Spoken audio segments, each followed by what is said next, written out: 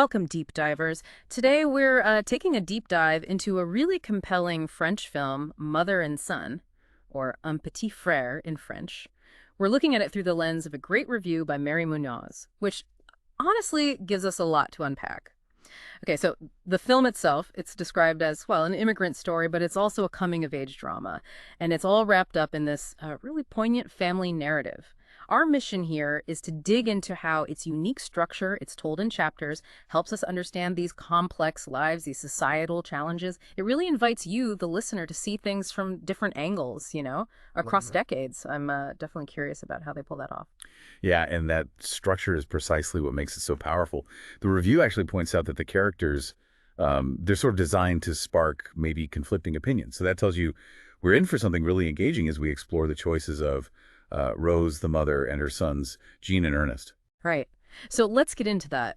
The film doesn't just tell one story straight through. It unfolds in these distinct chapters. Each one focuses on a different family member, Rose, then Jean, then Ernest, and it covers their lives from the 80s basically up to now. What immediately jumped out at me from the review is how this gives you this almost intimate look, right, into their individual worlds within the same family story. Exactly. Take Rose, the mother, her chapter, which tends to come first. It really grounds that immigrant experience in, well, profound personal sacrifice. You see her journey from the Ivory Coast to France back in the 80s. And it's not just a move, it's portrayed as a series of incredibly tough choices, all for her kids' survival, their future. We see her doing these exhausting jobs, often invisible work, navigating a whole new culture, the heartbreak of leaving one son behind initially. The review really emphasizes that the film doesn't sugarcoat the immense burden she carries, and that, yeah, that can definitely lead to those conflicting opinions about her decisions. Was leaving her youngest son behind, even temporarily, the right call? It makes you think. That's where it really lands emotionally, doesn't it? It makes you wonder, what would I do? And then the perspective shifts. We move to Jean, the older son. His story is more coming of age, set against that immigrant backdrop in France. What's really striking about his part, I think, is how it shows those unspoken pressures, on the kids born or raised in the new country. It really does.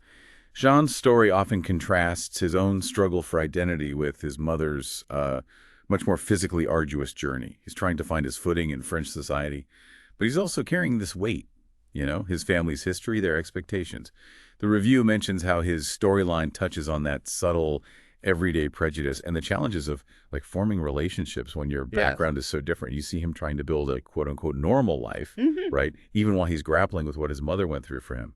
It's a really potent look at how parents' choices just ripple outwards, shaping their kids' lives in ways they might not even get until later. Okay, and then this is where it gets really interesting for me. The film pivots again to Ernest, the younger brother. Maybe he was born later, perhaps entirely in France. His chapter, it feels different, right? It shows how that immigrant experience changes generationally.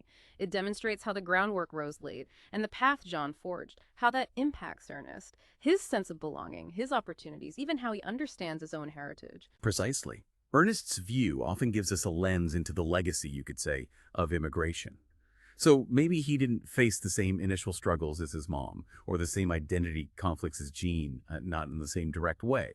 But the film subtly shows how their experiences still shape the world he lives in. Maybe he benefits from the sacrifices, sure, but he also carries a different kind of weight. Maybe the expectation to succeed, to make good on that investment, or just dealing with a world that still sees him through a certain lens because of where his family came from. The review really praises this approach, using these different viewpoints to build this multi-generational picture, not just a straight line. And it absolutely excels in emotional delivery because you get to spend that intimate time inside each character's head, so to speak. So what does this all add up to for you, listening? Hopefully, this deep dive has given you a kind of shortcut to understanding just how complex the immigrant experience in France can be. It's not one single thing, right? It's seen through these individual struggles, these triumphs within one family.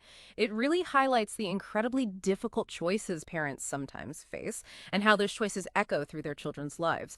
But importantly, it also shows that powerful, undeniable love between siblings, even when their lives take different turns and their idea of home might be, well, very different. Absolutely. Mother and Son is really masterful in its emotional impact. That chapter structure gives us such intimate access to Rose, Jean, and Ernest at these really different points in their lives. It brings their journeys vividly to life. And thinking about it, this raises a pretty important question for you to mull over.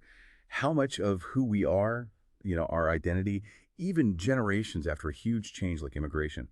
How much is shaped not just by our own path, but by how society keeps seeing us, those labels that stick, and maybe how does art, how do films like this one help us face those realities? Mother and Son really pushes us, I think, to look past the simple stories and try to genuinely empathize with experiences that might be very different from our own.